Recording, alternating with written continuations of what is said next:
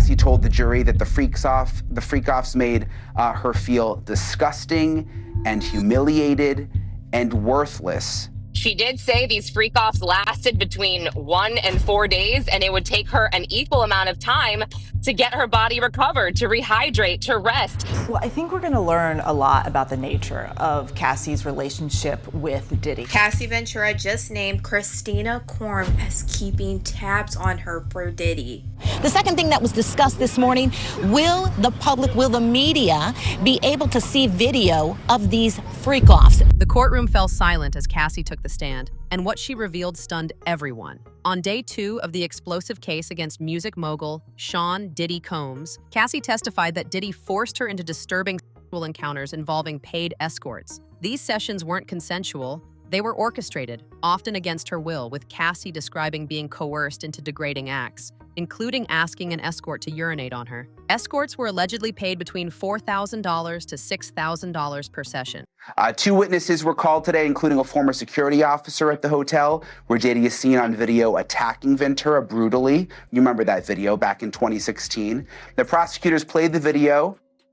The witness testified that Diddy tried to pay him off with a giant wad of cash.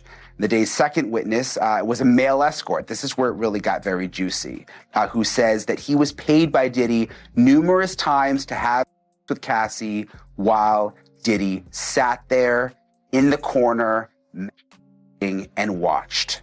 He says he once saw Diddy throw a liquor bottle at Cassie and heard him beating her in another room. These encounters were part of what Cassie described as freak-off sessions, multi-day events fueled by drugs, coercion, and surveillance. Cassie says she had to take IV fluids just to recover from the physical toll. Before they broke for lunch, Cassie Ventura described how freak-offs actually became a job, lasting 36 to 48 hours, the longest one lasting up to 4 days. No wonder the participants needed IV fluids after a freak-off. I'm just curious, to Lauren Cullen joining us at the courthouse, how was the jury responding? What I will say is Cassie made a point to say that when she wasn't making music, she was actually having to, quote, recover from these freak-offs. And again, she did say these freak-offs lasted between 1 and 4 days, and it would take her an equal amount of time to get her body recovered, to rehydrate, to rest, to detox from these drugs. It was really, really sad to listen to. The first time, she claimed, Diddy spiked her drink with ecstasy without her knowledge. These freak-offs occurred several times a month and were often filmed, making her feel trapped and violated all over again, even after they ended. Cassie told the jury that Diddy forced her into drug-fueled acts with male escorts while he watched, sometimes sitting in the corner and masturbating. Through tears, she said she took to numb herself, ecstasy, cocaine, and ketamine, all of it allegedly supplied by Diddy.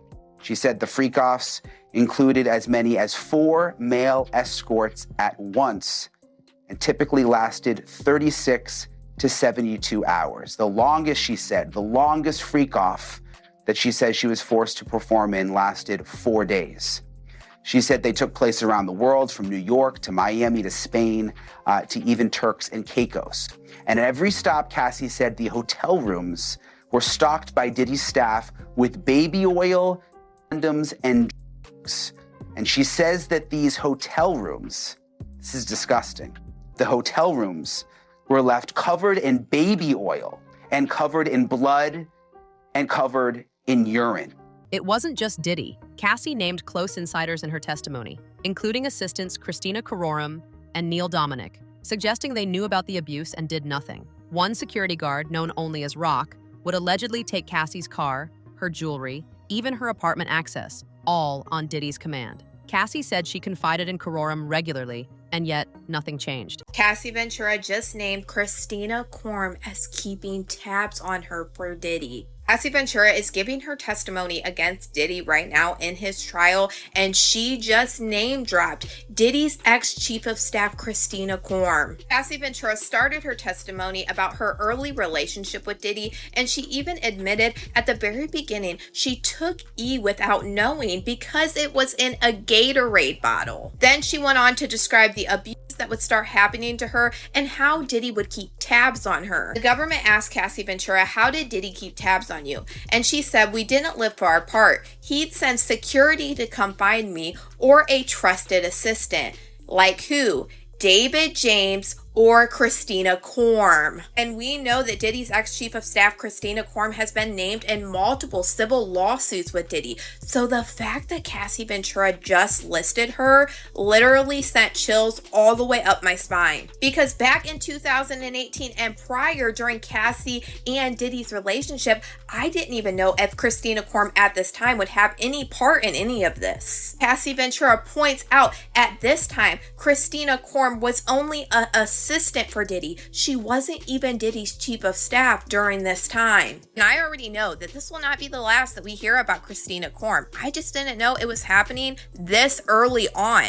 Diddy's ex-assistant, Philip Pines, who was on the fall for Diddy, admitted that he testified to the grand jury against Diddy, and he showed us so many pieces of evidence in his documentary interview. He showed text messages between him and Christina Korm of Christina Korm asking for all of these different freak-off supplies. Cassie broke down in tears while describing how Diddy allegedly pimped her out to other men. When she'd become exhausted during these multi-day freak-offs, Diddy would allegedly give her cocaine and Molly to keep her awake. If she resisted, she says he became violent. And this abuse, she says, wasn't just physical, it was psychological. Diddy, she testified, cheated on her regularly, even while publicly dating model Kim Porter. Cassie Ventura is sharing new details about her relationship with Sean Diddy Combs. While testifying against her ex in his sex trafficking trial, the pregnant singer, who is currently expecting her third child with husband Alex Fine, reveals to the jury that there was actually an overlap for when she and the late Kim Porter dated the rap mogul. In court, Ventura says, per NBC News, that she and Combs first started their physical relationship when they went on a trip to Miami. It was when they returned home that they began spending more time together,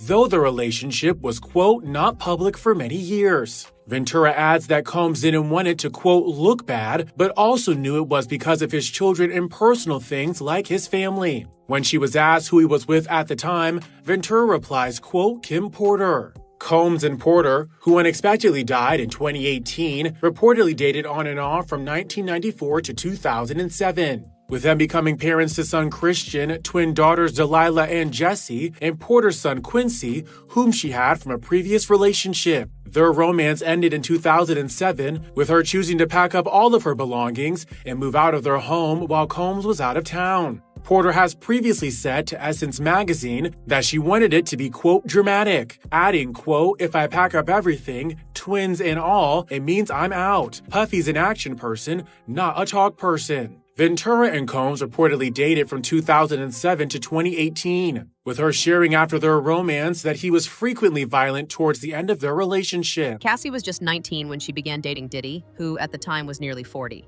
She says she was too young to recognize the manipulation and too afraid to leave. What's more striking? She testified just days away from giving birth, a moment many observers saw as a symbol of courage and defiance. Cassie in court, reportedly tearing up on the witness stand as she testifies against ex-Diddy in his trafficking trial. It'll be interesting to see how they react and respond to the alleged victim, Cassie Ventura, because she is expecting her third child and is clearly pregnant. So how jurors will kind of see that or visually how they take that into consideration, we don't know, but really they're supposed to make sure that they stay fair and impartial and pay attention to the facts, which is something even the judge warned them about before they were official jurors. And yet, even now, witnesses have reportedly started to go missing. Prosecutors say this goes beyond Diddy. It's about a network of silence enabled by wealth, power, and fear. A video of one of the freak-off sessions, allegedly showing Cassie and others being forced to take part in sex acts, will not be shown in court due to concerns about re-victimization. The second thing that was discussed this morning, will the media be able to see video of these freak-offs? During opening statements, we heard that the jurors are going to be able to see video of these freak-offs. These are these sexual encounters between, for instance, Cassie Ventura, as well as another woman, Jane, and male escorts, as well as Sean Diddy Combs. But there's an argument that only the jurors will be able to see see these. So we'll have to see what happens. The judge is taking that under advisement. Right now, what's taking place is the continuation of the cross-examination of a man by the name of Daniel Phillip. Julie, he is the male stripper that was hired by, he said, Cassie to engage in sexual acts. Judge Arun Subramanian made it clear, this case isn't just about a celebrity scandal. It's about a system that allegedly protected abuse for years. From bodyguards to assistants, hotel workers to security staff, prosecutors want to know who helped keep it all hidden. The first witness to testify was Officer Israel Flores. He was the security officer back in 2016 when we saw that now infamous recording of Sean Combs allegedly beating Cassie Ventura in that hotel hallway. We heard from him. We watched the video in its entirety from multiple angles in order to see exactly what unfolded. And as we watch this video, I want to say, by the way, everything we're about to talk about during this live shot could be perceived as disturbing materials. Just want to give our viewers a little bit of a warning here. Watching Sean Combs kick and drag and grab Cassie Ventura by her neck and by her hair over and over again. And then at one point, Cassie walks over to a phone that's in this lobby, lobby area of their 6th floor hotel room, and she calls for this instant services, and a security guard comes up, and at that point he's able to separate them, and he walks them down the hallway towards the hotel room where they were. Cassie apparently telling the security officer that she just wants to leave, and Sean Combs reportedly telling her that she's not going to leave. And when they opened the door to that hotel room, there was another man, according to this officer, sitting in the hotel room. A current LAPD officer, a former security guard who can lay the foundation for that video and can talk about the black eye that Cassie suffered and the fact that she wanted to leave and escape this freak off.